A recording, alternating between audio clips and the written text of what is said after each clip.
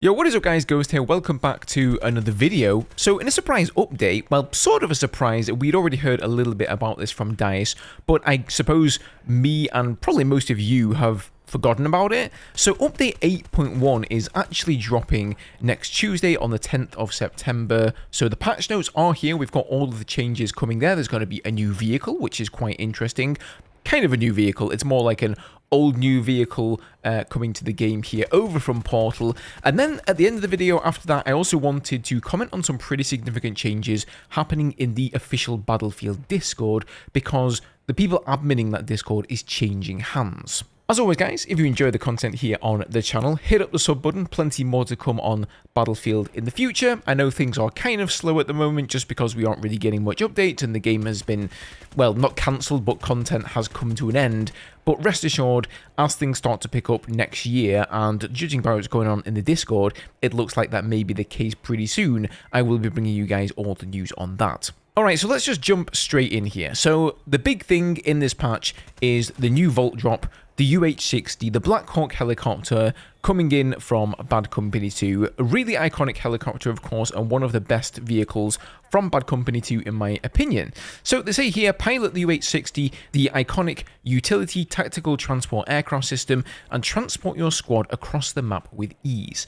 Featuring plenty of seating and gunpowder, this transporter will allow you to tactically reposition and take objectives through coordination and style. So as part of the transition from Battlefield Portal to Battlefield 2042, the UH-60 will also bring a new repair system, and it's going to get the cyber warfare protection system as well added to the all-out warfare variant, alongside some improvements to its camera and also the flying characteristics. Do bear in mind though that the regular UH-60 over in Portal is going to remain the same, it's not going to get any of these new gadgets. So along with this drop here, there's going to be two new game modes coming out, well, one new game mode and one old one. They're going to have Breakthrough UH-60 Chaos, which is basically just Breakthrough Chaos with the new helicopter, and then they're going to have Control Unlocked. And you can earn ribbons in these two game modes to permanently add the UH-60 to your arsenal. And just like we saw with the Stealth Bomber when that released, all of the vehicles are going to be unlocked in these two game modes. So you're going to be able to use it regardless of whether or not you've already unlocked it.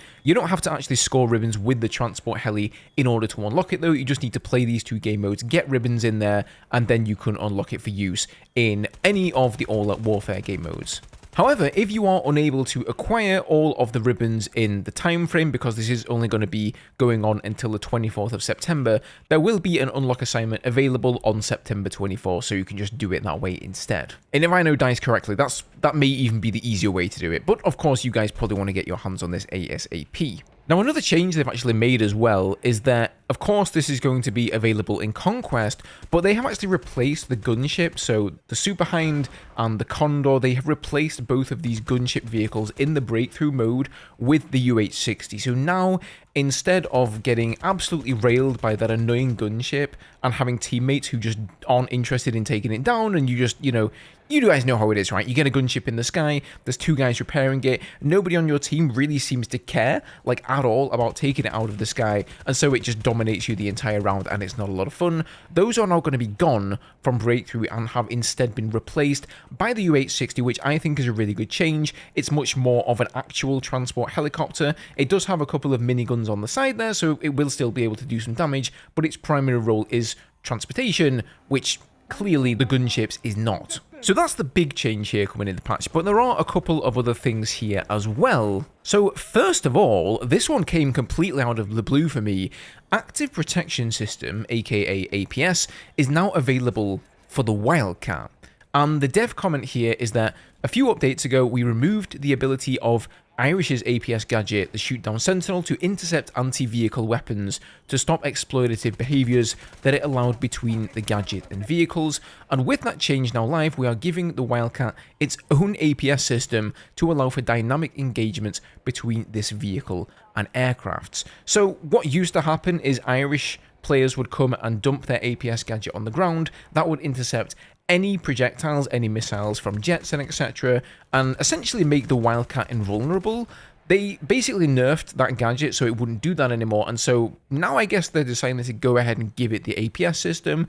My initial instinct here was to say, oh my god, it's going to be wildly overpowered, But in actuality, I don't think APS will actually be as bad on the Wildcat as repairs, because speaking from a jet player's perspective here, I'm usually on that end of the stick, not on the AA end of the stick. It's very frustrating to waste all of your rocket pods, plow them straight into an AA, and then just have him use the repair, jump out and give a manual repair as well, and next time you loop around for your secondary strafe, you find that he's on full health and you no longer have any rocket pods. At least with the APS system, if he decides to take that instead of repairs, well, now you can see whenever he triggers it and you just save your rockets, call off the strafe, and come around again once his APS has finished. So I guess we'll have to wait and see how this one plays out. I could be wrong, it could be completely overpowered. Maybe the proof is in the pudding and I actually need to put in some game time here and try it out for myself. So we'll wait and see next Tuesday. Then we've got some changes for the Condor. So they have reduced the transition of flight to vertical and vice versa for the Condor. So basically the transition time that it takes to go from vertical hovery flight to regular flight has been reduced. I can't quite recall how many seconds it was. I think they've stated it before, but they, for some reason, haven't put it in the patch notes here, but it was pretty significant. So I think that's a really good change there as well. It did feel a little bit too long. I think a lot of players ended up crashing into the ground because they just kind of underestimated how much altitude they needed to be able to transition here because it just took so long. And here are all of the actual changes for the UH-60, for the Black Hawk helicopter, coming from Portal into All-Out Warfare mode. So, first of all, of course, it's going to be available on all Conquest maps. They also say it will have 2 new abilities available within Battlefield 2042's variant with the repair system and the cyber warfare protection system, and these utilities will not be available within the Battlefield Portal variant of the UH-60. Cool. Proximity scan range has also been increased to 40 meters for it, so a nice little buff there. And other than that, they've basically just fixed like a couple of things that were wrong with it in Portal, like EMP were affecting certain parts of the helicopter that they shouldn't have been. Systemic damage was not being applied properly to certain parts of it as well. Basically just like a neglected vehicle because hardly anybody was using it in Portal. They've had to fix those things, so it should be a pretty interesting experience here. So, it's not the biggest patch in the world, but every time we get a new update for Battlefield 2042, it's kind of exciting to me because we've pretty much written off the game as not necessarily being dead, but the content is finished, right? We're not really expecting anything out of the team. They've mostly just got their heads down there working on the next Battlefield game, which I completely think is the right call, by the way. So every time we do get a little bit of content coming in here for Battlefield 2042, it's just a nice surprise. So I will definitely be streaming it over on Twitch and also here on YouTube next Tuesday and checking it out there. Now, moving on to the Discord, for those of you who aren't in the official Battlefield Discord, there is a huge Discord for Battlefield, guys. It's been around for many, many years, and it's always been community run, but they also do like Friday Night Battlefield over on there, so you can actually join the chat there and take place, and all of the community managers are in there, a bunch of DICE developers are in there as well. They've got like a ton of moderators, but it's always been a community run thing. However, just yesterday they actually put out a new update saying we have an important announcement regarding the future of the Battlefield Discord. Tomorrow, September the 6th, so that's probably yesterday if you're watching this video today, we will be handing over admin responsibilities of this server to EA's Battlefield community team, and they will be running the server going forward. All of us on the admin team felt this was the best decision for the future of this community, and for most of us, our personal lives and careers have gotten in the way of being fully committed to running the server. So what does this mean for you? Not too much for the next while. However, EA and its Battlefield studios have big plans for this server to become the main community hub for all Battlefield players. You'll find out more about what that means in the future, but just like you, we can't wait to see what's coming. So that's kind of interesting. I'm sure this is happening as part of a build-up to the next Battlefield game. DICE have probably been eyeing up the server and saying, hey, you know, we've got a huge amount of players already in this server. We feel like we can maybe do something more than what's already being done in there, and like this particular mod said himself, real life gets in the way. I'm sure all of these people who are modding the servers, they've actually got full-time jobs. So I suppose it makes more sense for the community managers and people who are already doing that sort of thing as their full-time job to take over the server as well, and maybe they'll be able to put on more events and things of that nature.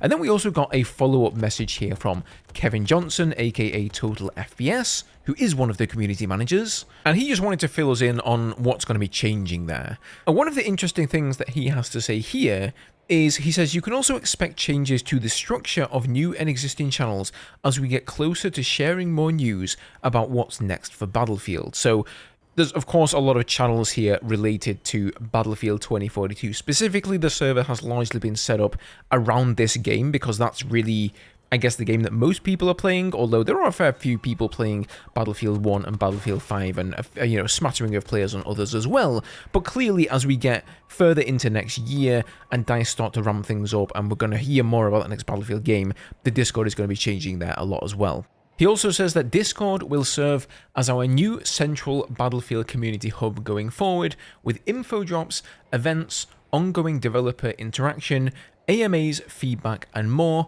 With members of the EA team as new admins for this server, it will be easier for us to connect you with Battlefield and the teams that develop it.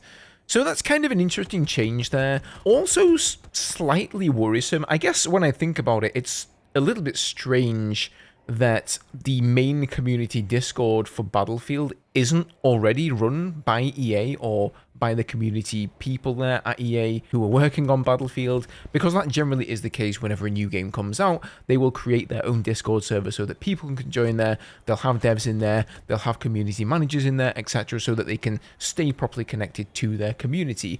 And I guess Battlefield has just never really had that, probably because it's just such an old series. Before DICE and EA cottoned onto the fact that like Discord was going to be the next big thing and they should make a server, somebody already made one within the community, and that just happened to blow up and be the main one, so DICE never bothered to create one themselves. So there you go, guys, just a little update there on what's going on in the world of Battlefield these days. We haven't had too much news on it over the past few months, so it's really nice to see something there. But feel free to chime in down below and let me know what you guys think about this. Let me know, are you excited to try out the U860? What do you think about these changes here to the Discord server? Do you like these changes? Do you not like it? Let me know why. As always, guys, thank you for watching the video. Leave a like if you enjoyed, subscribe for more Battlefield, and I will see you in the next one.